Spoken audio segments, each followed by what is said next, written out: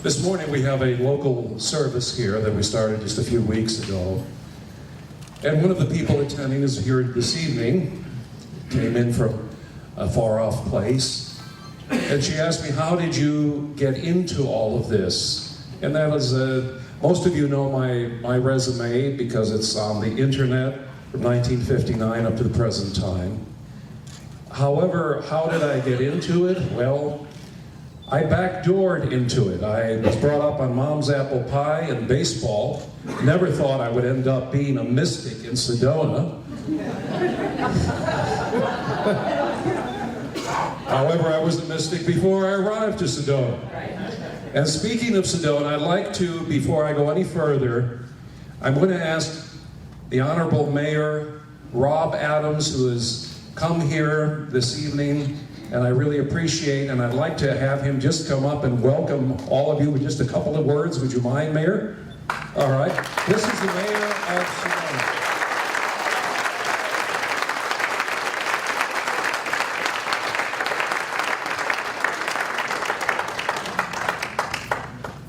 Thank you, Dr. Masters. Welcome to Sedona. How many are from out of town? Not many folks. How long did it take you to get used to the roundabouts? I think it's a wonderful entrance into Sedona, though. You know, it really reflects the character of what we are. It's something a little different. And how appropriate it is that we're actually doing this ceremony in Sedona, which is really synonymous with metaphysics. How many places are there in the United States, or for the world for that matter, that when you think about metaphysics, you think about a place? And I think Sedona is it. I had the honor of having dinner with Dr. Masters this evening, first time that we had met, and he was talking about how he kind of came in the back door and his family actually was in the movie business. I don't know if you know this or not, but his father was a silent film star. Did you know that? Yeah. And I thought how unusual for you to actually end up in Sedona as really a spiritual master. And I think that, you know, that's the wonder of this life, is we really don't know what we are destined for. I never thought that I would be a mayor. As a matter of fact, the last thing that I ever wanted to be was a politician. So I try to avoid that title. What I am is a public servant, and I think that that's what all of you are. You are leaders, you are spiritual leaders, and you are servants for other people. You know, those people that can use your services. And you're blessed to be here with this man, Dr. Masters, as your leader. So I want to welcome all of you, and I want to honor Dr. Masters for his lifetime achievement. What a wonderful, wonderful ceremony. Thank you all for the entertainers, the speakers. The thing that I've really enjoyed the most this evening is that everybody is coming from the heart. And so I am so impressed with that. Thank you for being here. Please enjoy yourself. And again, Dr. Masters, welcome. Thank you.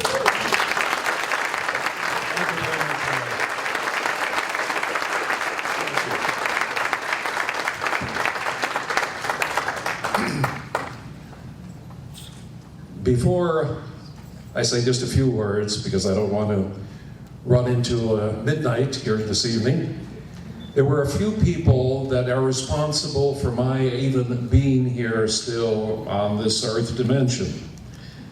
And some of them have passed on, a few are still here, but I just want to read just a few names and just make a couple of comments. The first one was Ronald Wilson. This was a young man that worked with me in the first 3 years that I opened up the Institute of Parapsychology that Dr. Paulus mentioned a few moments ago. He was a young man that we used to drive around in a Volkswagen Beetle. You remember those days? And it was a fun thing. It was so much fun for him that after a few years he went on. His father had been an electrician. His father got him into the business. And then unfortunately, Ronald, or fortunately, as the case might be with every life soul's path, he passed on. He passed on probably at the age of maybe 32, something like that. 20 years later, I was giving a lecture, and at the end of the lecture, this lady came up to me and she said, I want to thank you for what Ronald experienced. And I said, what are you referring to? She said, Ronald only worked for you for 3 years, but for 17 years that we were married, he kept saying that the greatest time he ever had in his life was those 3 years with you. I can't tell you how that made me feel. So Ronald, wherever you are, thank you. I also, Dr. Paulus mentioned she came in with her mother. I was teaching a series of 4 life after death classes, giving concepts of what took place by various religions, going into the deeper mystical aspects and so forth. Margaret DeLoy helped me many, many times over. She was constantly giving me new material that she became enthusiastic about. She was an Aries, and she was about the most enthusiastic person you could ever meet. If Aries people were enthusiastic, she was the epitome of it. And for many years, she was an inspiration. To Levon Nikoloff, who wrote many of the teachings that many of you have come into contact with, she spent about 10 years with me and took much of the recorded lectures and used to use what I thought at that time was really an advancement in technology. She did it all on an I.M.M. Selectric. Remember that? I mean, I used to think those balls were the greatest things on earth because I started with a manual Underwood. Dr. Genevieve Horton. Dr. Genevieve Horton was vice president of this organization for many years. She was probably the epitome of the greatest businesswoman I have ever met in my life, and probably the greatest business person I had ever met in my life. And she helped build a foundation that carried on. Reverend Todd Barnes, during difficult times in the first few years he was my vice president, he would get out and actually be selling raffle tickets to hippies on Sunset Boulevard. And if you could do that in their drugged out state that they were in, it was quite an accomplishment. Thank you, Todd, wherever you are. As a matter of fact, very interestingly, he passed away. He was the head of personnel for 20th Century Fox, and he was working 2 jobs. He was working as my vice president, working for them also. And he was a diabetic. He went into a diabetic coma, unfortunately. He passed away at the age of 32. When, about a week after he passed, a number of students and friends got together at my home, and I gave a memorial service for him, and I'll never forget this, and never will they. At the end of the memorial service, we were all very quiet, sitting in this home in the Hollywood Hills, and out of nowhere came this voice, "Thank you, Paul." And it was his voice. These are things where the dimensions come together. They always can come together in our minds and in our hearts, but oftentimes there's a leak through and a breakthrough right into our own physical dimension. James B. McCall. James B. McCall in 1989 gave me a phone call. He had been a student since 1972. We had become fast friends. James called me up out of the blue. He said, "I know you need help. How much?" At that time, we were at the last part of what we call the trickle-down theory, which never trickled. The organization was not in good shape. How much? I told him. He wrote a check. It was FedExed to me the next day. The check wasn't that much, but at that time it was a great deal. Things had gotten so bad, it was only $15,000. To me, it was $1 million. It was something to renew, with Spirit totally guiding to put in new advertising, revamp, and from that point and that springboard, it became international. Reverend Penny Ann Frank, who started with me in 1961, later on became and had this position that Michelle Bear has at this time. She was the administrative director. She stayed with me many, many years. The first time she attended a lecture with a friend, she was in tears at the end of the lecture. She was a Libra, very expressive, and I came up to her, I tried to comfort her. I said, why, can I be of some help or assistance? Her friend said, the reason she's crying is because she saw you in a dream last night as being her lifelong teacher. Many times I have found that teachers in the spiritual, we operate on many different levels, even without our conscious knowledge, because we're multidimensional. We exist on many different planes of existence simultaneously, as far out as that might seem to the empirical scientist. That's how we exist. And so it was that we have this interconnection. All of you that are sitting here this evening are interconnected. We may not be totally aware of it on a conscious level, but there are experiences that we have that bring us together. Then I went, during that time when that little bit of spurt of financial thing took place, a woman by the name of Helen Fox came along, and she then took over where Penny Frank had been the top as far as the administrative director. And it was under her tutelage that Michelle Bear came to be into the organization. Then there was Dr. Sandra Masters-Bachman, who shared with me many years in Las Vegas, Nevada, and was one of the finest and is one of the finest souls I have ever come into contact with. Michelle Bear, when she was introduced this evening, got a very warm applause. And there's a reason for it. She speaks from the heart.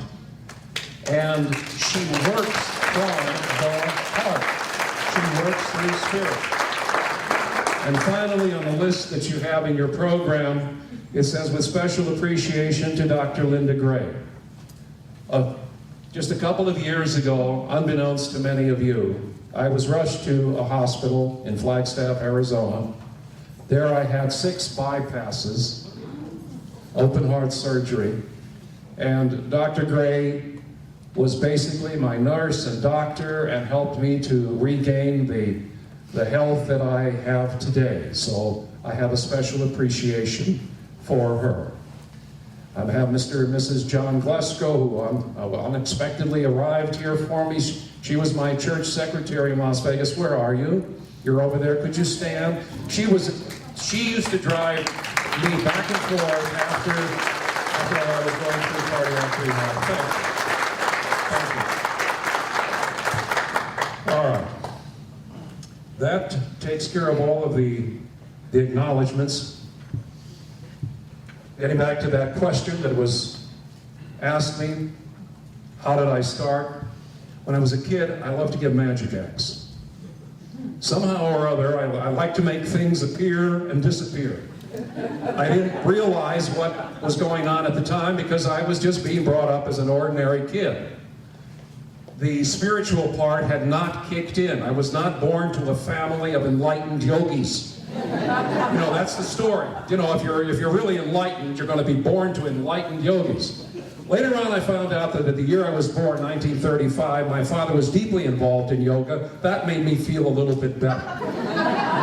Maybe I was okay after all. And in my teens, I found myself counseling my teenage friends' parents. They were having marital difficulties, they were having all kinds of problems. They would come to me, and I was 15 years old, and somehow or other, I managed to put their lives together. And the thought began to occur to me, I must have something here that's working through me to be able to do this. So I enrolled in psychology classes, I went to Las Vegas for 2 years in the early 50s. I walked through casinos and I saw people that I had thought through Hollywood were like the boy and the girl next door, Mr. and Mrs. Right. And I saw them staggering through the casinos, drunk out of their minds. One gal that was probably the most girl next door that was publicized by Hollywood. One evening I was going through, I was only 18 at the time. She stumbled in such a drunken state and I had to catch her. And I knew that this is not the way to go.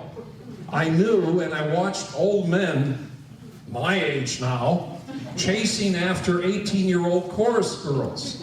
And I thought to myself, my God, is this what I'm going to be like?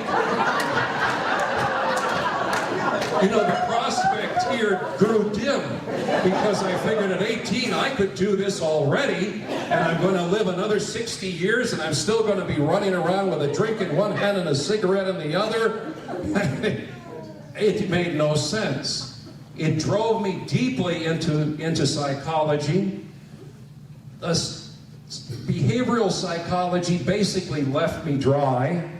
It didn't do much for me. It still doesn't do much for me. And why? Because there was a missing equation in psychology. That missing equation was God. The foundation of consciousness in the human mind. It drove me, after I got my doctorate in psychology, to open up the Institute of Parapsychology, where for the next 3 decades we kept close records on the experiences of altered states of consciousness, of going into deeper dimensions of consciousness. We kept accurate records, and to my knowledge, to this day, no other teacher has done this in the spiritual field. We kept records of spiritual healings. What does it matter if you turn on your television set and you see somebody going backwards by the supposed touch of somebody, and then the next week, you know, they're back in their wheelchair? So we started to keep records of those that claimed they had spiritual healings. Again, what organization had the guts to do that? And it wasn't my feeling about this. It was that the divine spirit inside of me said, hey, here are the holes in religion. Get them filled up. And the only way you could get respect for religion is to sometimes follow the empirical types of scientists which say, prove it to me. Well, over a period of time, by keeping records, again, which nobody wanted to do in the spiritual field, because you don't want to know that they're back in the wheelchair. Do you? No, it's not good PR for Benny Holm, is it?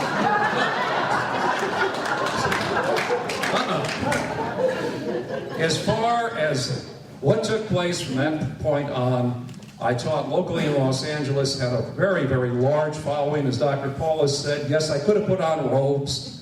I could have put on a turban. I do a very good accent. And I could have played the whole role. I remember the Theosophical Society, which is very large in the metaphysical field. There was a man that they brought over by the name of Krishnamurti. They tried to put the same thing on him, and he said, no way. So he became a great teacher because he said, no way am I going to play the part of the big guru. And that is the thing that happens.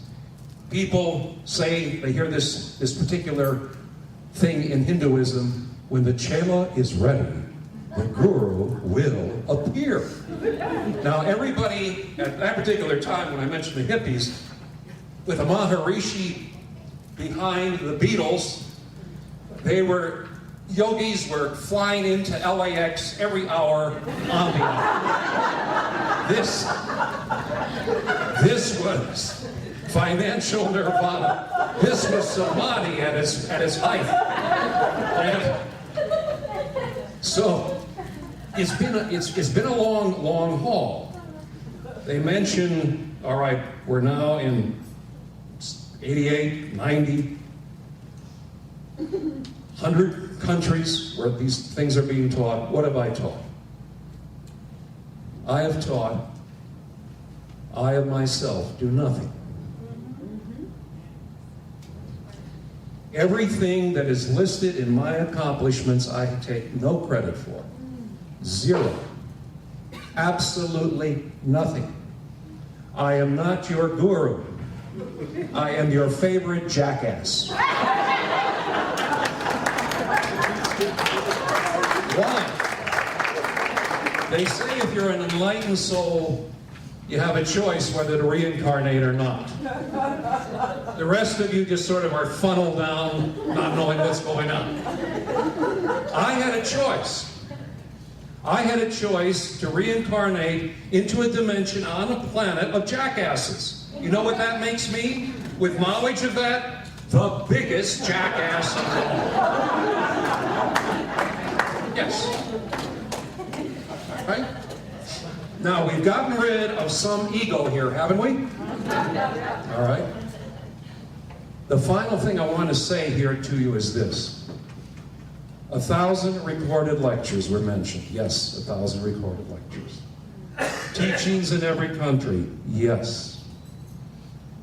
31 wonderful CDs on the deepest forms of meditation. Yes. 125 DVDs being broadcast all over. Yes. 50 years. Yes. What did I have to do with it? Nothing.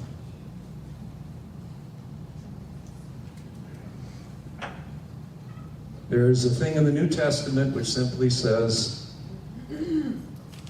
"Let your light so shine before men, that they may see your good works and glorify your Father which is in heaven." The whole of everything that I have done, I have not done. It has been done through me. I have not channeled. I am not a channel. I am a carcass. I am the projection of something in you that you think is pretty good. But I am only a carcass. In the Bhagavad Gita, the Hindu gospel, it says, worn out bodies are down by the dweller within the body and then just discarded after this lifetime. Inside of me, the Christ mind in meditation took over. Inside of you, if there is a true calling, the Christ mind takes hold of you. What is the Christ mind? The Christ mind is that part of consciousness of spirit. Whether you call it in its final culmination, nirvana, samadhi, satori, whatever you choose to call it. That's why when Dwayne sang, "One God, many are the paths that lead to one God." Each of you has your chosen path. And I know, having spoken to some of you, the paths are varied. And as Aaron Thunderheart mentioned, I acknowledge all of your pathways because every soul is on a different level. And each of you will find people who will listen to you at the level that they are on and you are on. You will connect. But always remember, it is the God in you that is connecting with the God in them. I have told people that have taken counseling classes with me to become counselors. I say, if somebody ever comes up to you and says, "You've changed my life," never, ever take credit. Never let it go to your head that you're something special. What I have said repeatedly to people that I've taken to study counseling is you happen to be the innocent bystander that gets credit when God decided to make the change in the person.